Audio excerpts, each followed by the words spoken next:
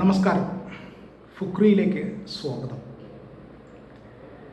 2020 ലോകകപ്പിൽ സൂപ്പർ 8 ആദ്യ മത്സരത്തിൽ ഇന്ത്യ ഇന്നലെ ദക്ഷിണാഫ്രിക്കയോട് വലിയ തോൽവി ഏറ്റുവാങ്ങി. ഇന്ത്യൻ ക്രിക്കറ്റ് ആരാധകർ മുഴുവൻ വലിയ ഞെട്ടലിലാണ്. ഇന്ത്യ ഇപ്പോൾ ദക്ഷിണാഫ്രിക്കയെ അടിമുടി തകർക്കും എന്ന് കരുതിയ മുഴുവൻ ആരാധകരും നിരാശയിലാണ്. എന്നാൽ ഈ ലോകകപ്പ്, ഈ 2020 ലോകകപ്പ് കൃത്യമായി ഫോളോ ചെയ്യുന്ന ഒരാൾക്കും അതിൽ വലിയ അത്ഭുതമില്ല. കാരണം ഇന്ത്യ ഈ ലോകകപ്പിലുടനീളം ഇത്രയും കഴിഞ്ഞ മത്സരങ്ങളിലെല്ലാം വളരെ ശരാശരിയിലും താഴെയുള്ള കളിയാണ് കളിച്ചിരുന്നത് എന്നത് ഈ കപ്പ് മൊത്തം ഫോളോ ചെയ്യുന്ന, ഈ ടൂർണമെൻറ്റ് മൊത്തം ഫോളോ ചെയ്യുന്ന എല്ലാവർക്കും അറിയാം. ഇന്ത്യയേക്കാൾ മികച്ച രീതിയിലാണ് വെസ്റ്റ് ഇൻഡീസും ദക്ഷിണാഫ്രിക്കയും സിംബാബ്വേയും അടക്കമുള്ള ടീമുകൾ കളിക്കുന്നത് എന്നതും ഇത് ഫോളോ ചെയ്യുന്ന, വളരെ നിഷ്പക്ഷമായി കളിയെ വിലയിരുത്തുന്ന എല്ലാവർക്കും അറിയാം. അതുകൊണ്ട് തന്നെ ഇന്നലെ ഇന്ത്യ ദക്ഷിണാഫ്രിക്കയുടെ മുന്നിൽ വൻ തോൽവി ഏറ്റുവാങ്ങിയതിൽ അങ്ങനെയുള്ള ആർക്കും തന്നെ വലിയ അത്ഭുതമില്ല. കാരണം അവരത് പ്രതീക്ഷിച്ചിരുന്നതാണ്. ഇന്ത്യ ഇപ്പോൾ USA-ക്കെതിരായ മത്സരം ഒന്ന് ആലോചിച്ചു.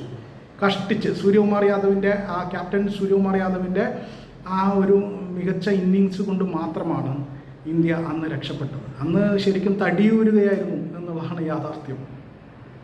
അപ്പോൾ ഒരു തലത്തിലും ഒരുപക്ഷെ പാകിസ്ഥാനെതിരെ മാത്രമാണ് കുറച്ചും കൂടി ക്ലിനിക്കലായിട്ട് ഇന്ത്യ കളിച്ചത്. ബാക്കി ഒരു ടീമിനെതിരെയും നന്നായി കളിച്ചിട്ടില്ല. പാകിസ്ഥാനെതിരെ പോലും ഭയങ്കര എക്സ്ട്രാ ഓർഡിനറി എന്നൊന്നും പറയാനില്ല, പക്ഷെ മികച്ച കളി കളിച്ചു. ഇപ്പോൾ ഇന്നലത്തെ കാര്യം തന്നെ എടുത്താൽ സൗത്ത് ആഫ്രിക്ക യഥാർത്ഥത്തിൽ 20 റൺ എടുക്കുന്നതിനിടയിൽ 3 വിക്കറ്റ് ദക്ഷിണാഫ്രിക്കയ്ക്ക് നഷ്ടപ്പെട്ടതാണ്. ആ ഘട്ടത്തിൽ ജസ്പ്രീത് ബുംറയും അർഷ്ദീപ് സിംഗും ഗംഭീരമായിട്ടായിരുന്നു ബോൾ ചെയ്തിട്ടുണ്ടായിരുന്നത്. എന്നാൽ പിന്നീട് മില്ലറും ബ്രവിസും ചേർന്നിട്ടുള്ള കൂട്ടുകെട്ട് അടിച്ച് തകർക്കുന്നതാണ് നമ്മൾ കണ്ടത്. പിന്നീട് ഇന്ത്യൻ ബൗളർമാർ ഒട്ടും എഫക്റ്റീവ് ആയിരുന്നില്ല. പ്രത്യേകിച്ച് ഇന്ത്യ വലിയ പ്രതീക്ഷ വെച്ച് പുലർത്തിയിരുന്ന വരുൺ ചക്രവർത്തി തീർത്തും മങ്ങിപ്പോയി.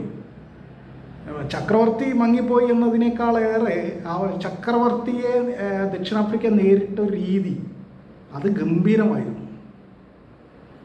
അസാധാരണമായിട്ട് വരുൺ ചക്രവർത്തിയെ പോലെ ഒരു മിസ്റ്ററി ബൗളർ, ഒരു ദുരൂഹതയുള്ള ബൗളറെ അതിസമർത്ഥമായിട്ടാണ് ദക്ഷിണാഫ്രിക്ക ഇൻഎഫക്റ്റീവ് ആക്കിയത്. ഒരു തരത്തിൽ എഫക്റ്റീവ് ആയിരുന്നില്ല വരുൺ ചക്രവർത്തി. അത് ഒരു ഘട്ടത്തിൽ വരുൺ ചക്രവർത്തി ടോട്ടലി കൺഫ്യൂസ്ഡ് ആയിരുന്നു. ഇത്രമാത്രം ആശയക്കുഴപ്പത്തിൽ വരുൺ ചക്രവർത്തിയെ നമ്മൾ വളരെ കുറവേ കണ്ടിട്ടുള്ളൂ. ആ നിലയിൽ ആശയക്കുഴപ്പത്തിലായിരുന്നു. ബാറ്ററുടെ ലെഗ് സ്റ്റമ്പിൽ എറിയുന്നു, വൈഡാക്കുന്നു, ഓഫ് സ്റ്റമ്പിൽ എറിയുന്നു, വൈഡാക്കുന്നു, എവിടെ എറിയണം എന്ന് അറിയാത്ത നിലയിലാണ് വരുൺ ചക്രവർത്തി. അത്രമാത്രം ആശയക്കുഴപ്പത്തിലായിരുന്നു. അതൊന്ന്. മറ്റൊന്ന്, ഇന്ത്യൻ ബാറ്റർമാരുടെ കാര്യമാണ്. ഇന്ത്യൻ ബാറ്റർമാർ, പ്രത്യേകിച്ച് അഭിഷേക് ശർമ്മ കുറേ കളികളായിട്ട് തീർത്തും മോശമായിട്ടാണ് അയാൾ കളിക്കുന്നത്. അയാൾ നേരത്തെ തന്നെ പലരും അഭിപ്രായപ്പെട്ടിരുന്നു, പാകിസ്ഥാൻ്റെ മുഹമ്മദ് ആമിർ അടക്കം, അയാളൊരു വെറും സ്ലോഗർ മാത്രമാണ്, വെറും കൂറ്റനടിക്കാരൻ മാത്രമാണ്, അയാൾ വളരെ പെട്ടെന്ന് പരാജയപ്പെടും എന്ന് നേരത്തെ തന്നെ ആമിറൊക്കെ പറഞ്ഞിരുന്നു. ആമിർ മാത്രമല്ല, മറ്റു പല വിദഗ്ധരും അത് ചൂണ്ടിക്കാട്ടിയിരുന്നു, ഇയാളുടെ കളിയിലെ പാളിച്ചകളെ ചൂണ്ടിക്കാട്ടിയിരുന്നു. പക്ഷെ അന്ന് അഭിഷേക് ഭയങ്കര ഫോമിലായിരുന്നത് കൊണ്ട് ഇതൊന്നും നോക്കാനോ കേൾക്കാനോ ഒന്നും ആളുകൾ തയ്യാറായിരുന്നില്ല. മറിച്ച് ആമിറിനെ ഉൾപ്പെടെയുള്ള ആളുകളെ ചീത്ത വിളിക്കാനാണ്, ഇങ്ങനെ അഭിഷേകിനെ വിമർശിച്ചവരെ ചീത്ത വിളിക്കാനാണ് ക്രിക്കറ്റ് ആരാധകർ അടക്കം സോഷ്യൽ മീഡിയയിൽ, സമൂഹ മാധ്യമങ്ങളിലൊക്കെ തയ്യാറായത്. പക്ഷേ ഇപ്പോൾ നോക്കൂ, കഴിഞ്ഞ ദിവസം ഇന്ത്യയുടെ മുൻ ക്യാപ്റ്റനും കോച്ചുമായിരുന്ന അനിൽ കുംബ്ലെ പറഞ്ഞത് വളരെ കൃത്യമാണ്. സ്റ്റാറ്റിസ്റ്റിക്സ് വെച്ചിട്ടാണ് അദ്ദേഹം പറഞ്ഞത്. കഴിഞ്ഞ 8 കളികളിൽ 5 എണ്ണത്തിൽ ഡക്കായിരുന്നു അഭിഷേക് ശർമ്മ. എന്നിട്ടും ഇന്നലെ അഭിഷേക് ശർമ്മയെ നിലനിർത്തിയത് അദ്ദേഹത്തിൻ്റെ ബാറ്റിങ്ങിൻ്റെ എക്സ്പ്ലോസീവ് നേച്ചർ കണക്കിലെടുത്തായിരുന്നു. ഏത് ബൗളിങ്ങിനെയും തച്ച് തകർക്കാനുള്ള, അവരുടെ മനോവീര്യം തകർക്കാനുള്ള അഭിഷേകിൻ്റെ ആ ഒരു മിടുക്ക്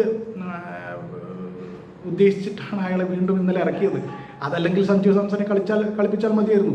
സഞ്ജു ആയിരുന്നെങ്കിൽ ഈ ഇന്നലത്തെ കളിയിൽ കുറേ കൂടി ഭേദപ്പെട്ട് കളിക്കുമായിരുന്നു എന്നാണ് ഞാൻ ഉൾപ്പെടെ എല്ലാവരും കരുതുന്നത്.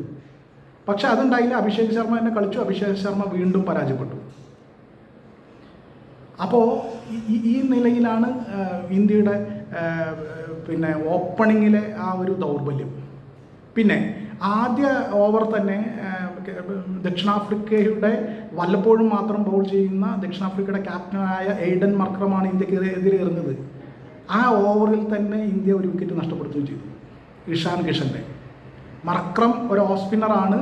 ഓഫ് സ്പിന്നർക്കെതിരെ ഇഷാൻ കിഷന് വിക്കറ്റ് കൊടുക്കുകയും ചെയ്തു. കുറച്ച് കാലമായിട്ട്, കുറച്ച് ദിവസങ്ങളായിട്ട് ഇന്ത്യ ഏറ്റവും കൂടുതൽ വിമർശിക്കപ്പെടുന്നത് ആദ്യഘട്ടത്തിൽ തന്നെ ഓഫ് സ്പിന്നർമാർക്കെതിരെ ഇന്ത്യ വിക്കറ്റ് വലിച്ചെറിയുന്നു എന്നുള്ളതാണ്. ഓഫ് സ്പിന്നിനെ ഇന്ത്യ നന്നായി കളിക്കുന്നതേ ഇല്ല എന്ന വിമർശനം വളരെ രൂക്ഷമായിട്ടുണ്ട്. അങ്ങനെ ആദ്യത്തെ ഓവറിൽ തന്നെ മർക്കറത്തിന് വിക്കറ്റ് കൊടുത്തു. നേരത്തെ ദക്ഷിണാഫ്രിക്ക ബാറ്റ് ചെയ്യുമ്പോൾ അവർക്ക് 20 റണ്ണിനിടെ 3 വിക്കറ്റ് നഷ്ടപ്പെട്ട പോലെ ഇന്ത്യയും സമാനമായ സാഹചര്യത്തിൽ പോയി ചാടി.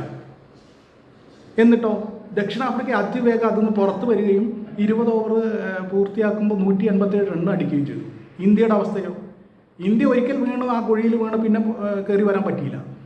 ശിവൻ ദുബെ മാത്രമാണ് കുറച്ച് സെൻസിബിളായി നന്നായി ബാറ്റ് ചെയ്തത്. വേറെ ആരും ഒന്നും ചെയ്തില്ല. അപ്പോൾ ആ അർത്ഥത്തിൽ ഇന്ത്യ ഈ ലോകകപ്പിൽ, ഈ 2020 ലോകകപ്പിൽ ഇന്ത്യ വളരെ മോശമായിട്ടാണ്. ഇന്ത്യയുടെ സ്ട്രാറ്റജി അതെ, ഇന്ത്യയുടെ ടാക്ടിക്സുകൾ അതെ, ഇന്ത്യൻ പ്ലേയേഴ്സിൻ്റെ പെർഫോമൻസ് അതെ, വളരെ മോശമാണ്. ഇപ്പോൾ സ്ട്രാറ്റജിയുടെ കാര്യം പറഞ്ഞു, ടാക്ടിക്സിൻ്റെ കാര്യം പറഞ്ഞു. എന്നാൽ ഇന്ത്യയുടെ വൈസ് ക്യാപ്റ്റനായ അക്സർ പട്ടേലിന് പകരം ഇന്ത്യ കളിപ്പിച്ചത് വാഷിങ്ടൺ സുന്ദറിനെയാണ്. കഴിഞ്ഞ കളി കളിച്ച വാഷിങ്ടൺ സുന്ദറിനെ നിലനിർത്തുകയായിരുന്നു. അത് തന്നെ ഏറെ വിമർശിക്കപ്പെടുന്നുണ്ട്. കാരണം അക്സർ പട്ടേലിനെ പോലെ ഒരു ലെഫ്റ്റ് ആം സ്പിന്നർ ഉണ്ടായിരുന്നെങ്കിൽ ഒരു പക്ഷേ ദക്ഷിണാഫ്രിക്കയെ കുറച്ചുകൂടി പിടിച്ച് കെട്ടാമായിരുന്നു എന്നൊരു അഭിപ്രായമുണ്ട്. പക്ഷേ ഇന്ത്യ വാഷിങ്ടൺ സുന്ദറിനെ ഇറക്കി. വാഷിങ്ടൺ സുന്ദറിന് ബൗളിങ്ങിലും ഒന്നും ചെയ്യാൻ പറ്റിയില്ല, ബാറ്റിങ്ങിലും ഒന്നും ചെയ്യാൻ പറ്റിയില്ല. അപ്പോൾ ആ അർത്ഥത്തിൽ, എല്ലാ അർത്ഥത്തിലും ഇന്ത്യ കളിയുടെ കാര്യത്തിലായാലും ശരി, ടാക്ടിക്സിൻ്റെ കാര്യത്തിലായാലും ശരി, മറ്റ് ഏത് ഡിപ്പാർട്ട്മെൻറ്റിലായാലും ഇന്ത്യ എപ്പോഴും എഡ്ജ് കിട്ടുമെന്ന് കരുതുന്നത് സ്പിന്നിങ് ഡിപ്പാർട്ട്മെൻറ്റിലാണ്. വരുൺ ചക്രവർത്തിയെ പോലെ, കുൽദീപ് യാദവിനെ പോലെ ദുരൂഹമായി ബൗൾ ചെയ്യാൻ കഴിയുന്ന മികച്ച മിസ്റ്ററി ബൗളേഴ്സ് നമുക്കുണ്ട്. അവരിലൂടെ കിട്ടും എന്നാണ് വിചാരിച്ചത്. പക്ഷേ ഇന്നലെ വരുൺ ചക്രവർത്തിയെ മാത്രം 4 ഓവറിൽ 47 റണ്ണാണ് അവരടിച്ചത്. ഇനി ദക്ഷിണാഫ്രിക്കൻ ബൗളർമാരുടെ കാര്യം എടുത്താലോ. ലുങ്കി എൻഗിഡി ഇന്നലെ 4 ഓവറിൽ 15 റണ്ണാണ്, വെറും 15 റണ്ണാണ് എൻഗിഡി കൊടുത്തത്. വിക്കറ്റൊന്നും വീഴ്ത്തില്ല അയാൾ. പക്ഷേ 4 ഓവറിൽ വെറും 15 റണ്ണ്, 188 റണ്ണിൻ്റെ വിജയലക്ഷ്യത്തിന് കളിക്കുന്ന ഒരു കളിയിൽ 4 ഓവറിൽ 15 റണ്ണ് മാത്രം വിട്ടുകൊടുത്തു എന്ന് പറഞ്ഞാൽ അത് മാത്രം പോരെ ഒരു കളി ജയിക്കാൻ. ഇനി മാർക്കോ യാൻസൺ 3 വിക്കറ്റ് വീഴ്ത്തി. അയാളുടെ എക്കണോമി റേറ്റ് എന്ന് പറയുന്നത്, എക്കണോമി നിരക്ക് എന്ന് പറയുന്നത് വെറും 5.73 വെറും 5.73. ഇത് ഏകദിനമല്ല, ഇത് 2020-ലാണ് ഈ വളരെ കുറഞ്ഞ എക്കണോമി നിരക്ക്. കേശവ് മഹാരാജിനെ നോക്കൂ. അദ്ദേഹം മിഡിൽ ഓർഡറിൽ ഹാർദിക് പാണ്ഡ്യയും റിങ്കു സിംഗിനെയും തുടർച്ചയായിട്ട് അങ്ങ് ഔട്ടാക്കി.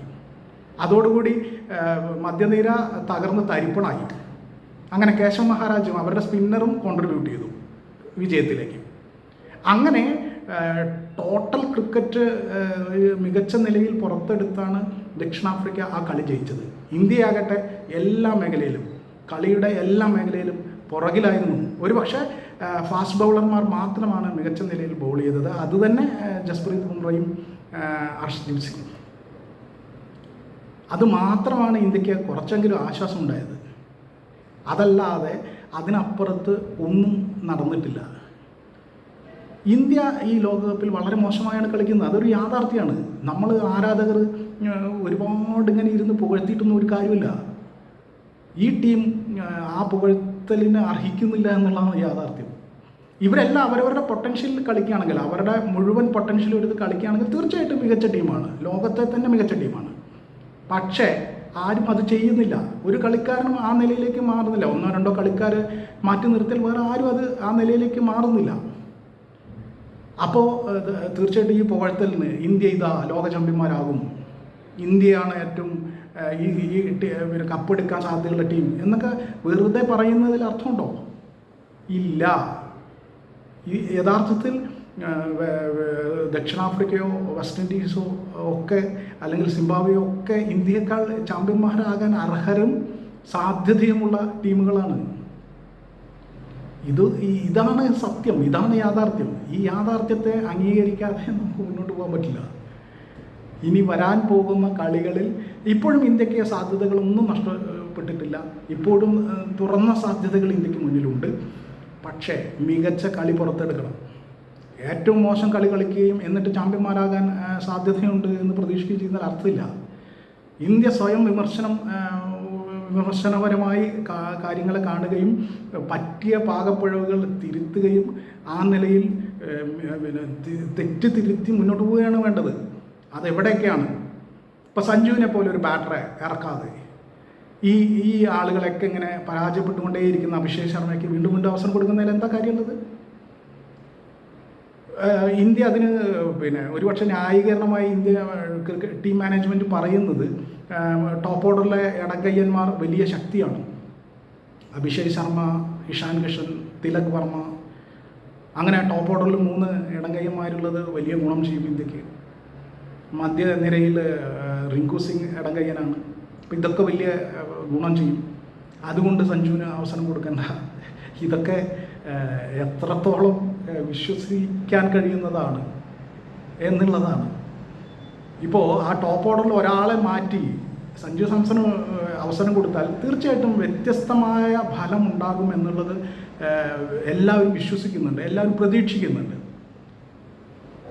ആ പ്രതീക്ഷ ഇന്ത്യൻ ടീം മാനേജ്മെൻറ്റ് നിലനിർത്തുകയും മുന്നോട്ടുള്ള പോക്കിൽ മികച്ച രീതിയിൽ കളിക്കാനും ഈ ലോകകപ്പ് തന്നെ നിലനിർത്താനും, നിലവിലെ ലോക ചാമ്പ്യന്മാരായ 2020 ലോക ചാമ്പ്യന്മാരായ ഇന്ത്യക്ക് ഈ കപ്പ് നിലനിർത്താനും കഴിയണം.